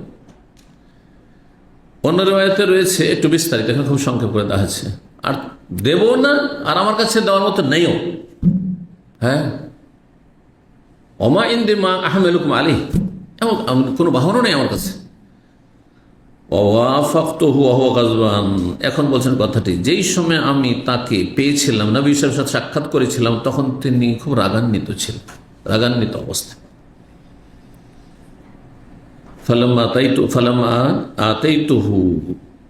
তারপরে নবী সাল্লাল্লাহু আলাইহি ওয়াসাল্লাম না করে দিলেন, নিরাশ হয়ে সেখান থেকে ফিরে আসলেন, আর খুব দুশ্চিন্তে পড়ে গেলেন, আমি নবী সাল্লাল্লাহু আলাইহি ওয়াসাল্লামকে অসন্তুষ্ট হয়তো করে দিলাম। তার একটু পরে পুনরায় গেলেন, ফালাম্মা আতাইতু মানে পুনরায় যখন গেলাম, কালা, তখন নবী সাল্লাল্লাহু আলাইহি ওয়াসাল্লাম মন মাঝে একটু ঠান্ডা হয়েছে, শান্ত হয়েছেন। আর কিছুক্ষণের মধ্যে বাইতুল মালে কিছু ওঁটও চলে এসছে, বাহনও চলে এসছে। বলছে ইনতালিকিল আসহাবের, তোমার সাথী সঙ্গীদের কাছে যাও এবং তাদেরকে গিয়ে বলো যে তোমাদের বাহনের ব্যবস্থা হয়েছে, উটের ব্যবস্থা হয়েছে। ফাকুল, গিয়ে বলো, ইন্নাল্লাহ আও ইন্না রাসূলুল্লাহ সাল্লাল্লাহু আলাইহি ওয়াসাল্লাম মা ইয়াহমিলুকুম, আল্লাহ রাব্বুল আলামিন তোমাদের জন্য বাহনের ব্যবস্থা করেছেন। অথবা বর্ণনাকারী সন্দেহ, সাক্ষী রাবি, বর্ণনাকারী সন্দেহ যে অথবা রাসূলুল্লাহ তোমাদের জন্য বাহনের সুব্যবস্থা করেছেন।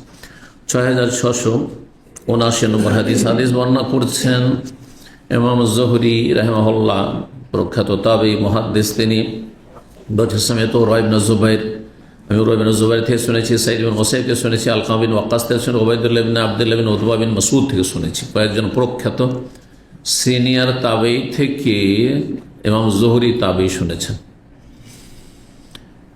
তো তাবেঈ থেকে, হ্যাঁ, তাবেঈন থেকে তাবেঈ বর্ণনা করছেন। কি বিষয়ে বলছেন, আন হাদিসে আয়েশা, মা আয়েশা রাদিয়াল্লাহু তাআলা আনহা, নবী সাল্লাল্লাহু আলাইহি ওয়াসাল্লামের সহধর্মিনীর সাথে সম্পর্কিত হাদিস সম্পর্কে। হিনা কালা লাহা আহলুল ইফক, যখন মা আয়েশা রাদিয়াল্লাহু তাআলা আনহার ক্ষেত্রে অপবাদ রটনাকারীরা যে মিথ্যা অপবাদ দিয়েছিল, আর যা বলার মা কালু, কালালাহ আহলুল ইফক মা কালু, যা বলার তারা বলেছিল, আর এতে মুখ্য ভূমিকা পালন করেছিল মুনাফিকরা। আর রাইসুল মুনাফিকিন, মুনাফিকদের প্রধান ইবনে উবাই, যার সম্পর্কে আল্লাহ রাব্বুল আলামিন সূরা নূর বলছেন, ওয়াল্লাযী তাওয়াল্লা কিবরাহু, যেই ক্ষেত্রে মুখ্য ভূমিকা পালন করেছে এই অপরাধের ক্ষেত্রে, তার জন্য মহাশাস্তি রয়েছে, লাহু আযাবুন, হ্যাঁ, ওয়াল্লাযী তাওয়াল্লা কিবরাহু আযাবুন আযীম। তারা যা কিছু মিথ্যা রটনা রটিয়েছিল তার থেকে নির্দোষ প্রমাণ করলেন আল্লাহ রাব্বুল আলামিন স্বয়ং কোরআনের আয়াত নাযিল করে। কাকে? মা আয়েশা রাদিয়াল্লাহু তাআলা আনহা। মা আয়েশা বলছেন, ওই লম্বা হাদিস, দেখো হাদিস রয়েছে তাতে, যে আমি কোনদিন কল্পনা করি যে আমার মতো একজন সাধারণ নারীর জন্য আল্লাহ এতগুলি আয়াত নাযিল করবেন। আয়াত নম্বর 11 থেকে 16 পর্যন্ত, 11 থেকে 16 পর্যন্ত 16টি আয়াত রয়েছে। ওর মধ্যে বিশেষভাবে প্রথম 10টি আয়াত 11 থেকে 20 পর্যন্ত, এই আয়াতগুলিতে আল্লাহ রাব্বুল আলামিন নির্দোষ ঘোষণা করেছে। মা আয়েশা রাদিয়াল্লাহু সতী সাধ্য ঘোষণা করেছে রাব্বুল আলামিন স্বয়ং। বলছেন যে আমি ভাবছিলাম যে আমি যেহেতু কোনো রকমের অপরাধ করিনি, তো নিশ্চয় আল্লাহ আমাকে দোষমুক্ত ঘোষণা করবেন, কিন্তু হয়তো নবী সাল্লাল্লাহু স্বপ্নে দেখিয়ে দিবেন, অথবা নবী সাল্লাল্লাহু আলাইহি ওয়াসাল্লাম একটা হাদিস বলবেন, যাতে সাহাবায়ে কেরামগণ বিষয়টি, আসল বিষয়টি বুঝে নেবেন। কিন্তু কোরআন নাযিল হবে কিয়ামত পর্যন্ত, আমার সামনে আর তেলাওয়াত হবে, এটা আমার কল্পনার বাইরে ছিল। আল্লাহু আকবার। জি, এ হচ্ছে মর্যাদা মা আয়েশা রাদিয়াল্লাহু তাআলা আনহা। আর রাফেজি শিয়া ইরানি, হ্যাঁ, খবিস এরা, হ্যাঁ, এদের যারা দোসর, হ্যাঁ মজুস, অগ্নিপূজক মূলত এরা এদের কাছে নাকি মা আয়েশা রাদিয়াল্লাহু তাআলা অসত্যি, নাউযুবিল্লাহ। হ্যাঁ, যখন তাদের কল্পিত মেহেদি, হ্যাঁ যে কোনো গুহায় আত্মগোপন করে আসবে, আমাদের মেহেদি নয়, আহলে সুন্নাতের মেহেদি নয়, কল্পিত মেহেদি যখন আসবে তখন তারা কবর থেকে উঠাবে নাকি মা আয়েশা রাদিয়াল্লাহু তাআলা, তারপরে তখন তাকে কি করবে, রজম করবে, নাউযুবিল্লাহ। লাআনাহুমুল্লাহ, আল্লাহ বরবাদ করুক দুনিয়া আখিরাত, এটাকে নিশ্চিহ্ন করুক। এবং এদের যারা দোসর, এদের পক্ষ নিয়ে থাকে, হ্যাঁ, আর এদের সাথে তাদের যে দুর্বলতা রয়েছে অথবা তাদের সম্পর্কে তাদের জ্ঞান নেই, মূর্খ এবং ইচ্ছা করি তারা মূর্খ একদল রয়েছে, এবং এদের সংখ্যা যথেষ্ট রয়েছে বাংলার জমিনে। আল্লাহ এদের অনিষ্ট থেকে মুসলিম জাতিকে রক্ষা করুন, বাঙালি জাতিকে, মুসলিম সমাজকে রক্ষা করুন। তো বলছেন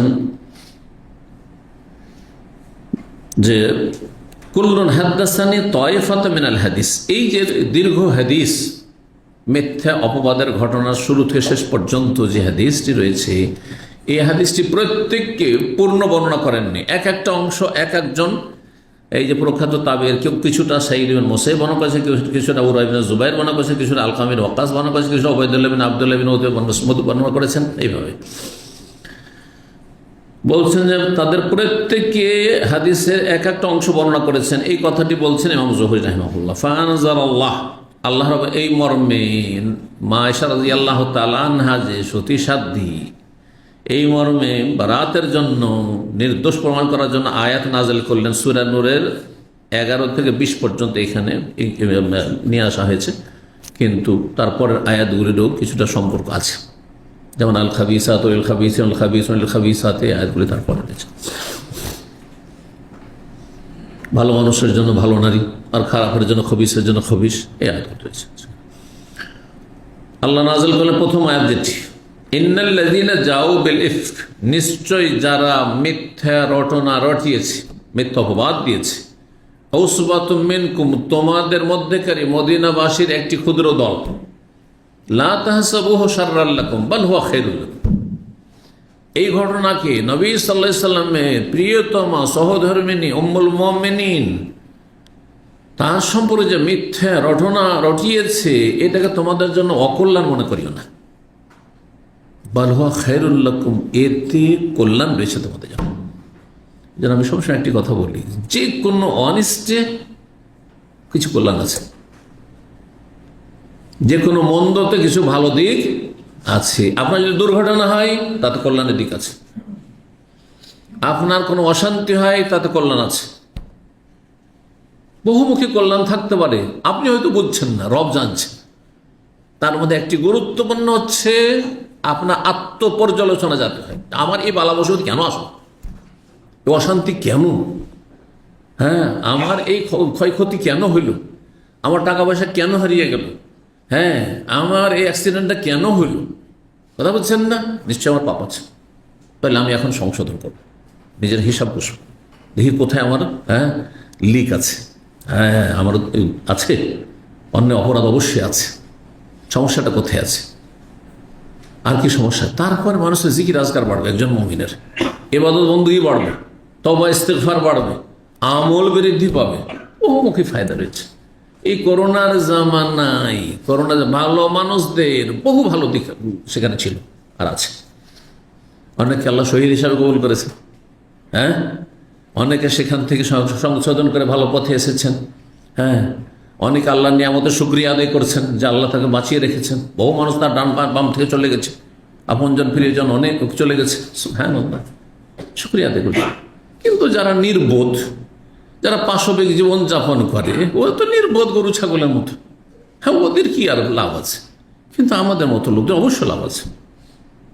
লা তাহসাবুহু শাররাল লাকুম বাল হুয়া খায়রুল লাকুম লিকুল্লি ইমরিইন মিনহুম মাকতাসাবা মিনাল ইসম, প্রত্যেক ব্যক্তি যতটা পাপ করেছে সেই পাপের বোঝা তাকে উঠাতে হবে, তার অংশ রয়েছে। যাই হোক, পুরো আয়াত বলার সময় নেই, কারণ আমাদেরকে হাদিসে গিয়ে যেতে হবে। তারপরে বলছেন আল আশরাল আয়াত কুল্লাহা, এই 10টি আয়াত সবগুলি ফি বারাআতি, মা আয়েশা বলছেন যে আমার নির্দোষ প্রমাণ করার জন্য রব নাযিল করে। ফাকাল আবু বকর সিদ্দিক রাদিয়াল্লাহু, আবু বকর সিদ্দিক রাদিয়াল্লাহু তাআলা আনহু দেখলেন যে যারা এই মিথ্যা রটনাতে সাই দিয়েছিল বা সাথ দিয়েছিল, হ্যাঁ হা মিলিয়েছিল, তালে তাল মিলিয়েছিল, বোঝেন তো কথাগুলো। কিছু লোক আছে তারা মুখ্য ভূমিকা পালন করে না, বেশি মুখ খুলেন না, কিন্তু পেছনে আছে আপনার অন্যায় কাজের পিছনে আছে, ব্যাকগ্রাউন্ডে কিন্তু আছে একটু, হ্যাঁ হাইলাইট হতে চাই না, হতেও পারে, মানুষ মাত্রই ভুল হইতে পারে। হ্যাঁ যখন লোকে বলছে তো শাইখ তো আর ফেরেশতা না, হ্যাঁ হইতেই পারে। হ্যাঁ কথা বোঝা গেছে না? এই যে কথা বুঝতে পারছেন, সাবধান। জি, এগুলামটা কি আপনার? আপনি দুনিয়ার ক্ষতি করলেন, আখিরাতের ক্ষতি করলেন আপনি, কারণ যার সম্পর্কে বলেছেন সে জানতে পারলে তার মনোকষ্ট একটা থাকবে আপনার, কথা বুঝছেন না? হ্যাঁ, আর তারপরে রবকে অসন্তুষ্ট করলেন আপনি এই কাজ করে। তো মুখ্য ভূমিকা পালন করেছিল এই মিথ্যা রটনায় বা মিথ্যা অপবাদ দেওয়ার ক্ষেত্রে মুনাফিকরা, কিন্তু 2-3 জন, হাতে গোনা 2-3 জন মাত্র মুসলিম সাহাবিয়া তারা এই ধরনের মন্তব্য করেছিলেন যে হতে পারে, এর শুনছি এরকম কিছু লোকের চরিত্র আছে, জানেন এরকম শুনছি, জানি না সত্যতা কতটুকু, কিন্তু শুনছি। আরে ভাই এটা বলেন, ব্যাপারটা কি আপনার, উদ্দেশ্যটা কি আপনার? আপনি এদিকে বলছেন জানি না কতটা সত্য, কিন্তু এরকম শুনছি। ওখানে দুর্বল ইমানের লোক আছে, শোনার পরে ও মেরে নিয়ে চললো, আরে জানেন এইরকম হয়েছে। আপনি বলছেন হতে পারে, আর ও বলছে আমি শুনলাম এরকম হয়েছে।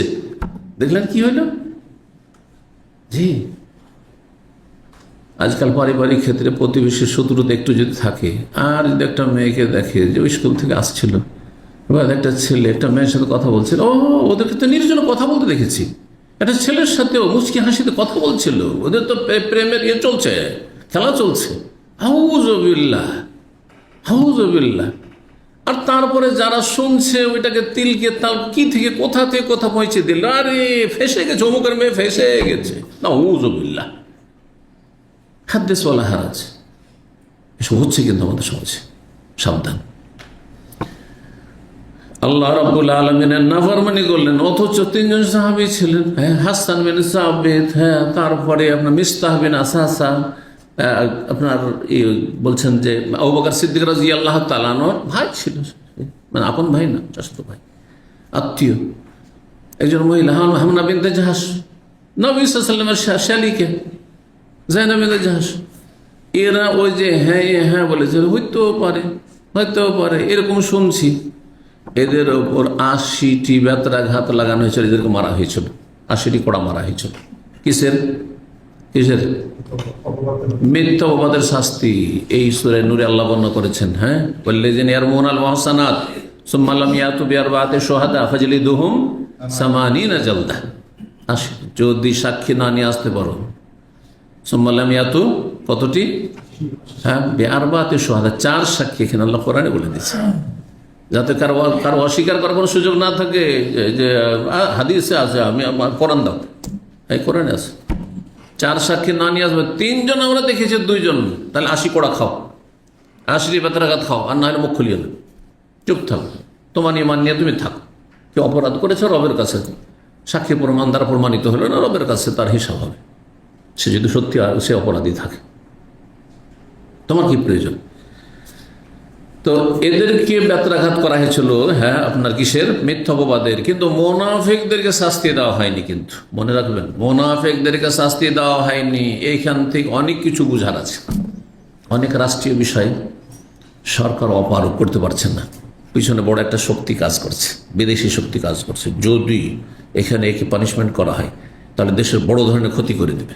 সরকার চাইবে, আপনি চাইবেন, যদি ভিতরের খবরগুলো জানতে পারেন তো আপনি বলছেন না এটা করা ঠিক হবে না, হিতে বিপরীত হয়ে যাবে, তাই না?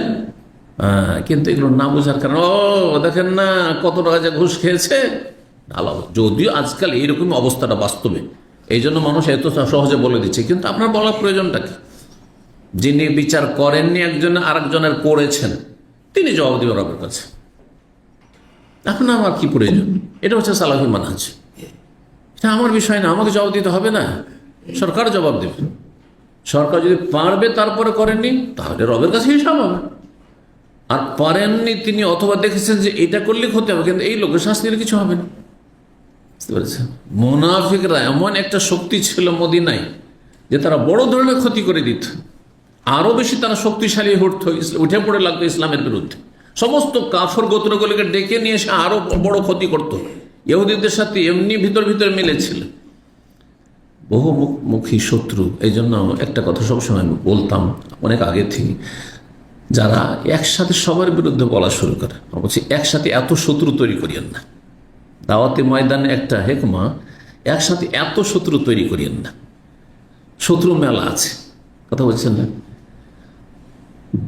মেলা ক্যাটাগরির বেদান্তি। খারিজি শত্রু আছে, আবার রাফেজি শত্রু আছে।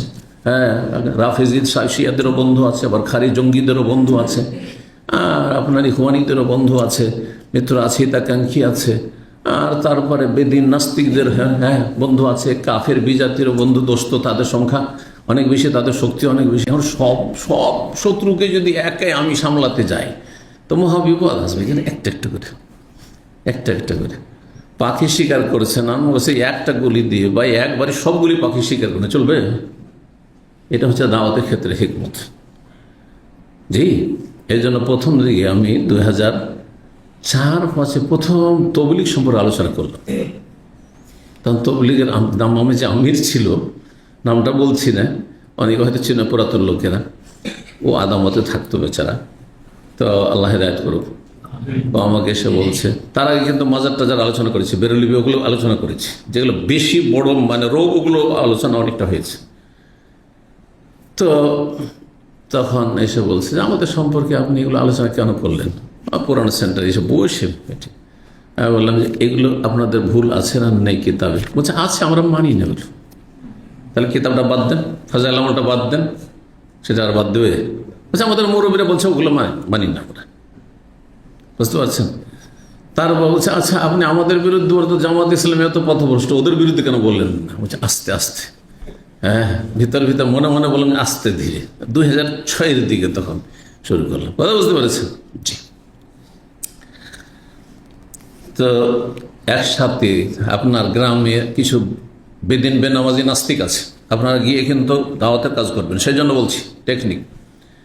আপনার গ্রামে কিছু জামাতি আছে, ইখওয়ানি আছে, হ্যাঁ গদিবাদী আছে, আপনার জামাতে ওই তবলিগ চিল্লা পার্টি আছে, হ্যাঁ মাজারপন্থী আছে।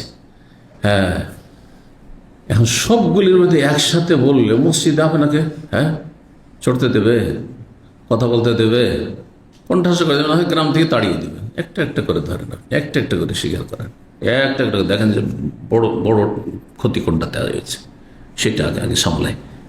এইটাকে সামলাইলাম, তারপর একটা করে। জি। আর এগুলো পারলে সহযোগিতা নেন, বোঝা গেছে? একসাথে না। জি, আল্লাহ বোঝার তৌফিক দান করেন।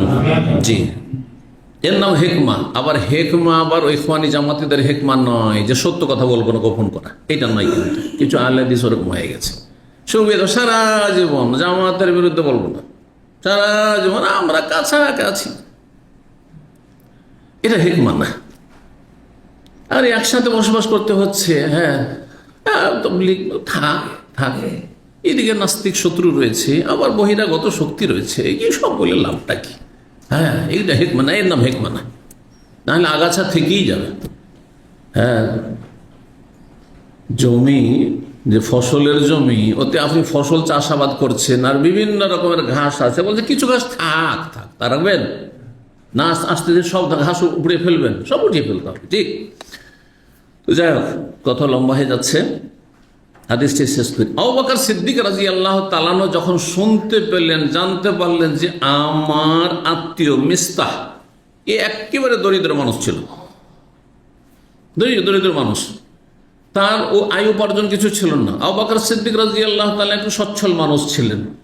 তো এই মিস্তার পরিবারের ভরণ পোষণ সব চালাতেন আবু বকর সিদ্দিক রাদিয়াল্লাহু তাআলা। মনে কষ্ট হবে না?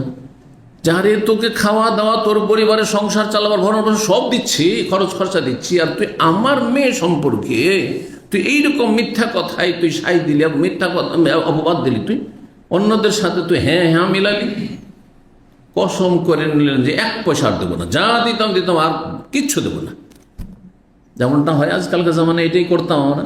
প্রথমখানে তিনি করলেন, আল্লাহ আয়াত নাযিল করলেন। ওই হাদিসটি শোনেন, বলছেন ফাকাল আবু বকর সিদ্দিক রাদিয়াল্লাহু তাআলা আনহু বলেন, ওয়া কানা ইউনফিকু আলা মিস্তাহ, তিনি ভরণ পোষণের দায়িত্ব বহন করতেন মিস্তার, কিসের জন্য? লিকারাবাতিহি মিনহু, তার আত্মীয়তার কারণে, নিকট আত্মীয় হওয়ার কারণে, দ্বিগুণ নাকি সাদকার নাকি পাবো, গরিব মানুষ, আর আত্মীয়তার সুসম্পর্কের নাকি পাবো। ওয়াল্লাহি, কসম করে বললেন প্রতিক্রিয়া, লা উনফিকু আলা মিস্তাহ শাইআন আবাদা, এরপরে একটা পয়সা এই মিস্তার ওপর খরচ করব না, মানে ভরণ পোষণ আমি দেব না একটা পয়সা। বাদাল্লাযী ক্বালা লি আয়েশা, মা আয়েশা মানে মেয়ে, তার মেয়ে আয়েশা রাদিয়াল্লাহু তাআলা আনহা সম্পর্কে যা কিছু সে বলেছে, মিথ্যা অপবাদ দিয়েছে, এই কথা জানার পরে আমি একটা পয়সা খরচ করব না, কোনো কিছু দেব না। ফাআনজালাল্লাহ, আল্লাহ চান না যে আপনি এমন কোনো প্রতিক্রিয়া দেখাবেন যাতে নেকির রাস্তা বন্ধ হয়েছে, না, নেকির রাস্তা বন্ধ করবেন। কারোর সাথে একটু মনোমালিন্য হয়েছে, কথাই বলবেন না, এটা চরিত্র না, এটা ইসলাম শেখায় না। জি হ্যাঁ, কষ্ট থাকতে পারে, কিন্তু আপনাকে স্বাভাবিক অবস্থায় ফিরে আসার চেষ্টা করতে হবে, মনটাকে উদার করতে হবে, মনটাকে বড় করতে হবে, ক্ষমা দৃষ্টিতে দেখতে হবে। ফাফু ওয়াসফাহু, আল্লাহ কোরআনে একাধিক জায়গায় বলেছেন, ক্ষমা করো, উপেক্ষা করো। হ্যাঁ, শুধু ক্ষমা করে দেওয়ার নয়, ক্ষমা করার সাথে অ্যাকশনও নেব না এবং মনেও রাখবো, মন থেকে মুছে ফেলে দেবো। জি, তো এই কথা যখন বললেন আবু বকর সিদ্দিক রাদিয়াল্লাহু তাআলা আনহু, ফাআনজালাল্লাহ, তখন আল্লাহ এই আয়াতটি নাযিল করে দিলেন, সূরা নূরের আয়াত নম্বর 22, সূরা নূরের আয়াত নম্বর 22। তাহলে 20-এর পর 21, 22 এই বিষয়গুলি আছে। সেটাও কিসের সাথে সম্পর্কিত? হ্যাঁ, আয়েশা রাদিয়াল্লাহু ঘটনার সাথে সম্পর্ক। এই জন্য বললাম যে 26 পর্যন্ত 16টি আয়াত।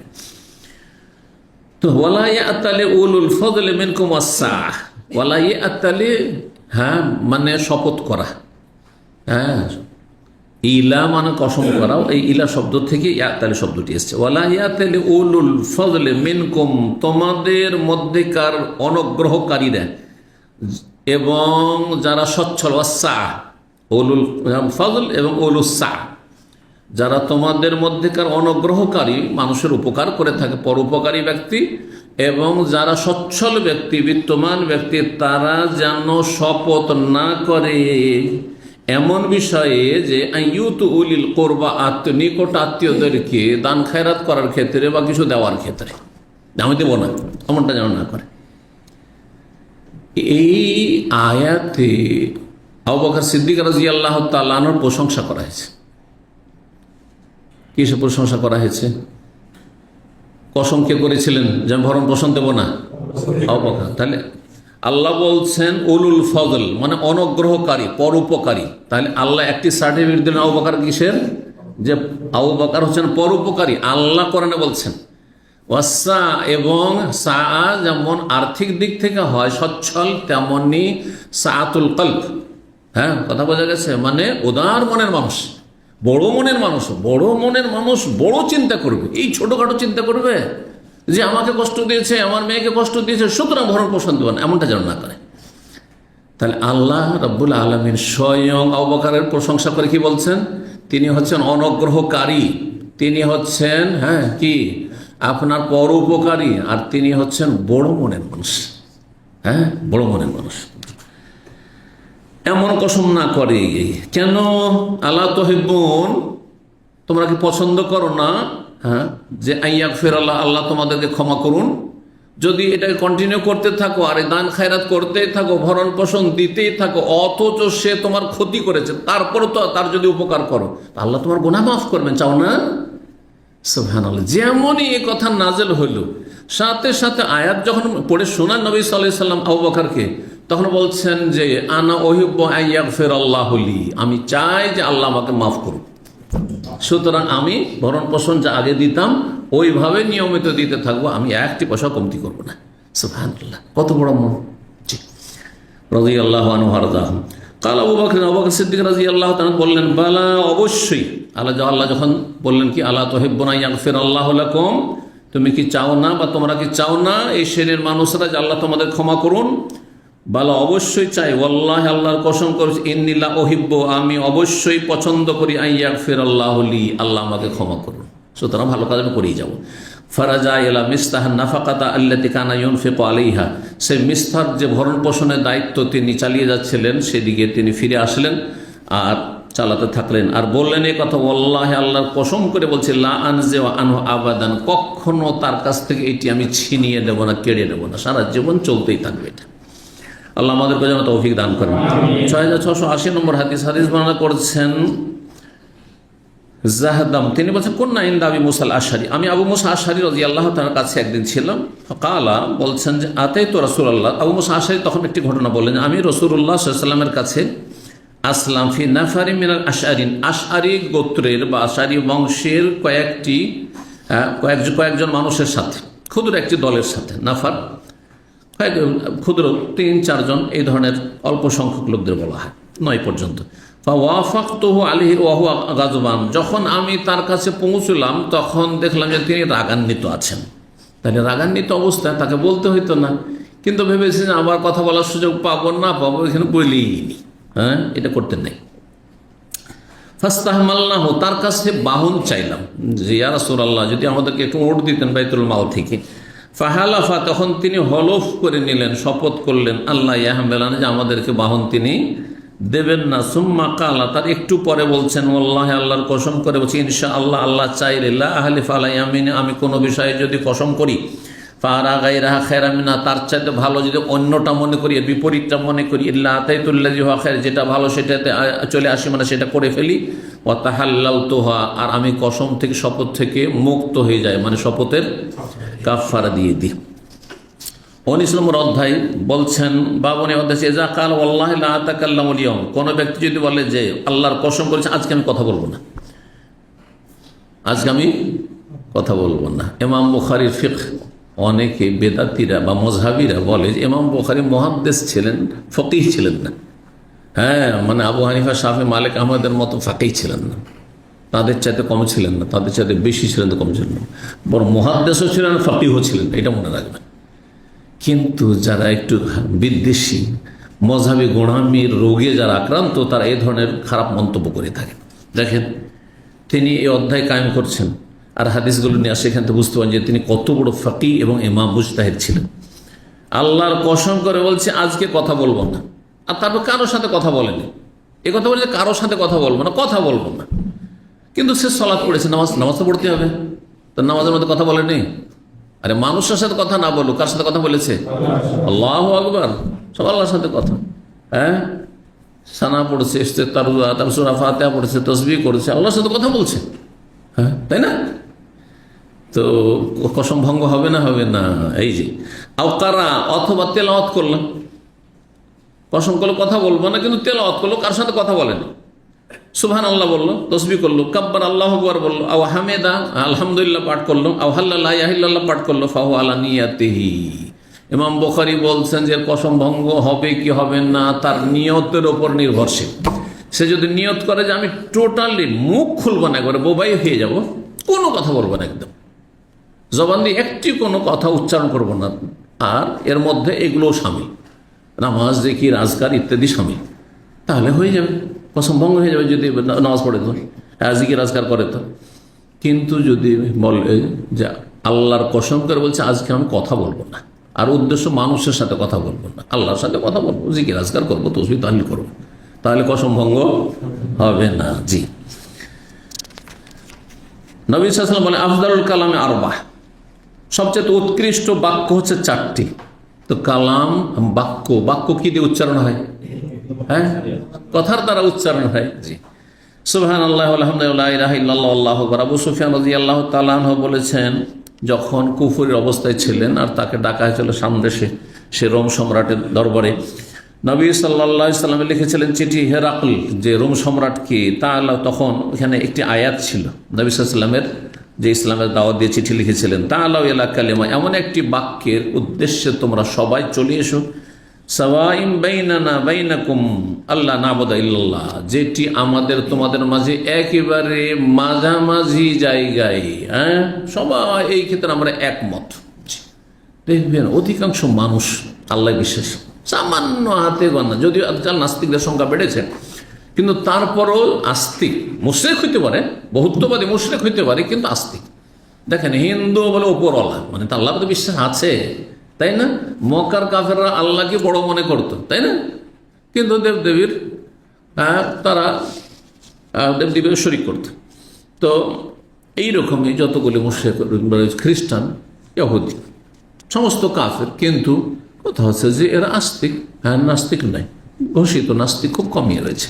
এখান থেকে বোঝা যায় যে নাস্তিকতা মানুষের প্রকৃতি বিরোধী, নেচার বিরোধী। এরা বিকৃত মস্তিষ্কের, বিকৃত প্রকৃতির। কথা বোঝা গেছে না? যে মানুষত্ব এদের মধ্যে নাই, যার ফলে নাস্তিকতার এই দুঃসাহসিকতা দেখিয়ে থাকে। কালেমা বাক্য বলেছে, কালেমা মানে শব্দ, কিন্তু কালেমা মানে শব্দ, একটি শব্দ, কিন্তু এখানে উদ্দেশ্য বাক্য। আর সেটি তো শব্দ ছিল না, কি ছিল? লা ইলাহা ইল্লাল্লাহ, চারটি শব্দের সমষ্টিতে হচ্ছে লা ইলাহা ইল্লাল্লাহ।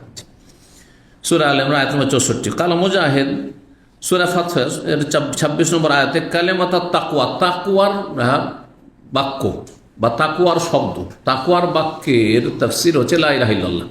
কালেমাত তাকওয়া হচ্ছে কালেমায়ে তাওহীদ, যেটিকে কালেমায়ে তাওহীদ বলা হয়, বা কালেমাত তাইয়্যিবা। আমাদের দেশের মানুষ আবার কালেমাত তাওহীদ বলে, লা ইলাহা ইল্লাল্লাহ কি বলে? কালেমাত তাইয়্যিবা। দুসরা কলমা, তিসরা কলমা, চৌথা কলমা গিয়ে তখন তাওহীদ হয়। এগুলো প্রচলিত আমাদের দেশের ভুল, এইভাবে নামকরণগুলি ভুল নামকরণ। জি, লা ইলাহা ইল্লাল্লাহ কালেমা তাওহীদ ও কালেমা তাইয়্যিবা ও পাক পবিত্র কালেমা, কালেমাতুত তাকওয়াও। জি, লা ইলাহা ইল্লাল্লাহ এর তাফসীর হচ্ছে, কালেমাতুত তাকওয়ার তাফসীর হচ্ছে লা ইলাহা ইল্লাল্লাহ। সময় যথেষ্ট হয়ে গেছে, এখানে আজকের আলোচনা শেষ করেছি। জাযাকুমুল্লাহু খাইর। সুবহান রাব্বিকা রাব্বিল ইজ্জাতি আম্মা ইয়াসিফুন ওয়া সালামুন আলাল মুরসালিন ওয়াল হামদুলিল্লাহি রাব্বিল আলামিন।